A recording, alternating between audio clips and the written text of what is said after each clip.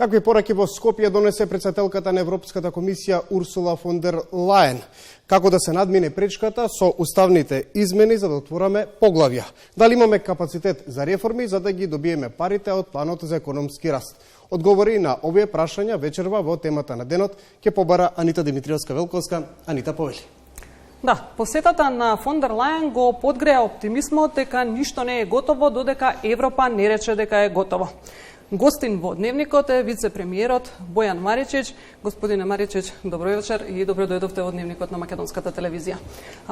Високата представничка на Европската Унија вчера истакна дека ставот на Брисел е прилично јасен кога станува збор за земјите од Западниот Балкан и посебно во делот на реформите. Ние како држава имаме ли капацитет да одговориме на предизвиците и да ги спроведиме посакуваните реформи? Добро вечер. Посетата на претседателката на Европската комисија фон дер Лајен е одличен показател дека навистина има вистински моменти и дека има желба од страна на Европската Унија да ги отвори портите за нови членки од Западниот Балкан, односно од нашиот регион, тоест за нас.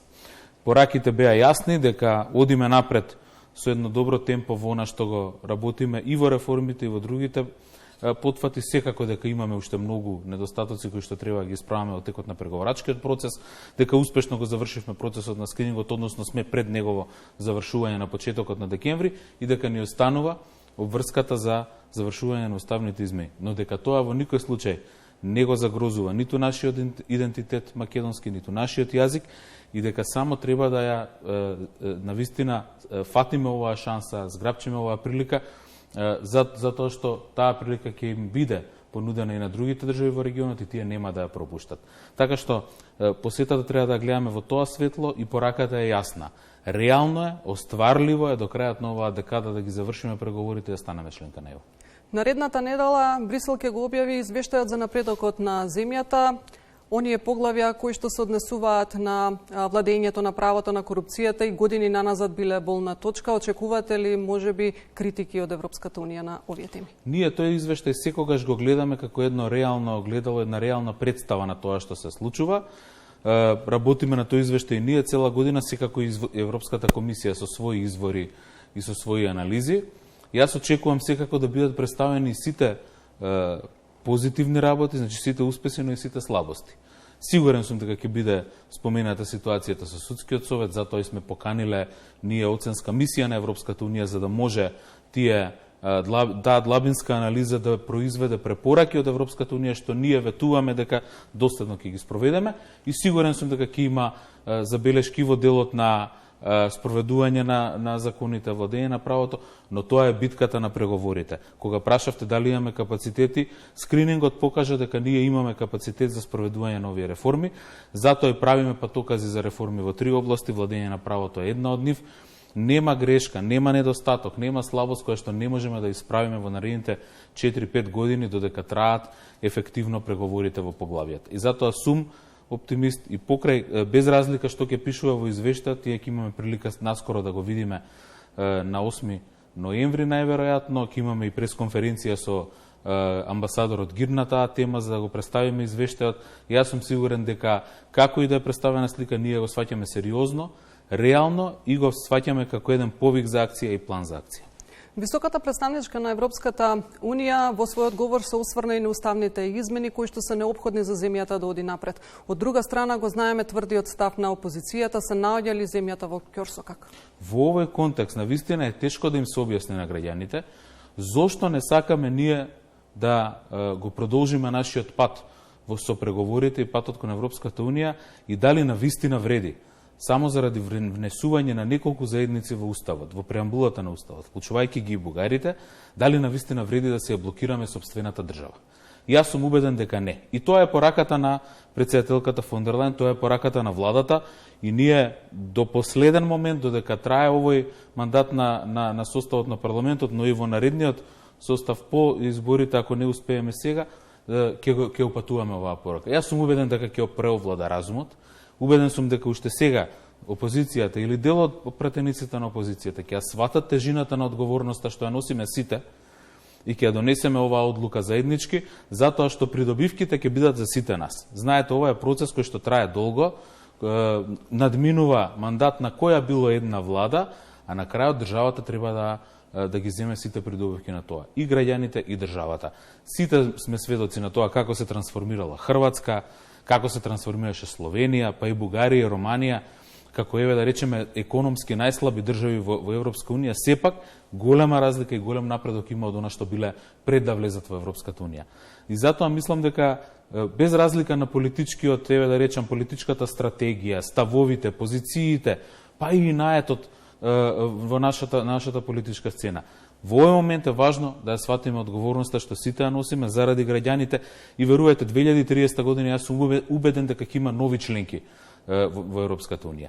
Би било штета Северна Македонија да не биде меѓу тие нови членки, затоа што долго сме се борели и многу жртви сме понеле за овој пат. Ние работиме 2030 година кога ќе има нови членки, ние да бидеме меѓу нив. Во таа насока, дали имате контакт со пратениците од опозицијата?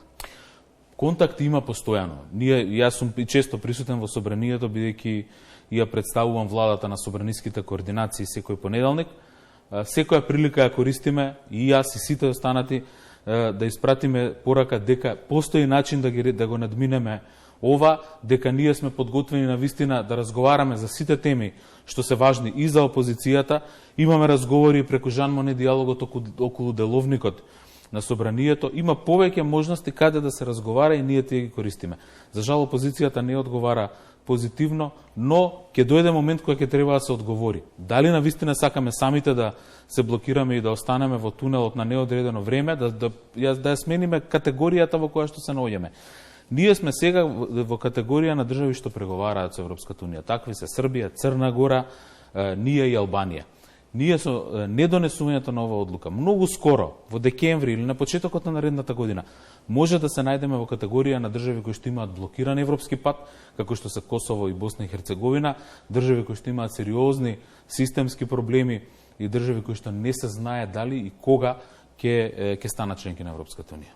Колку е веројатно тоа да се случи на следниот самит Скопје и Тирана да останат надвор од процесот? Видете, и патот кон него ќе продолжи. Значи, групата, пакетот ќе се формира.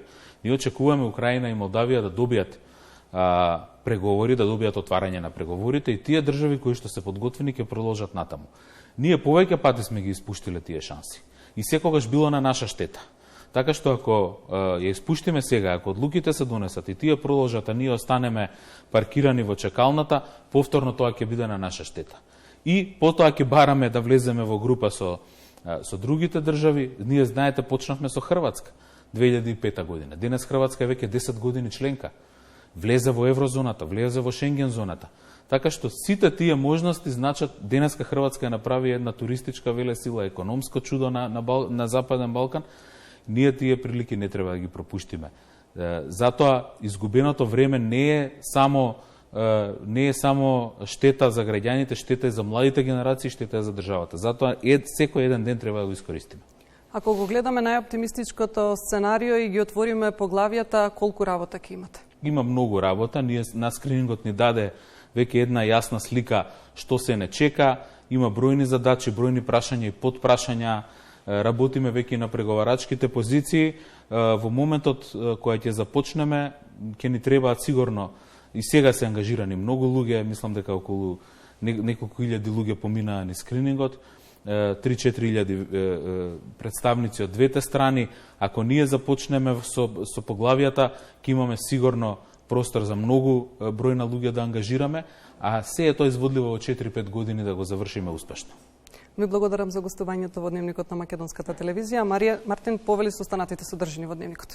Анита, ви благодарам и на тебе и на вице-премиерот. Маричиш, ќе станеме членка од 2030-та? Убеден сум во тоа. Да. Во ред.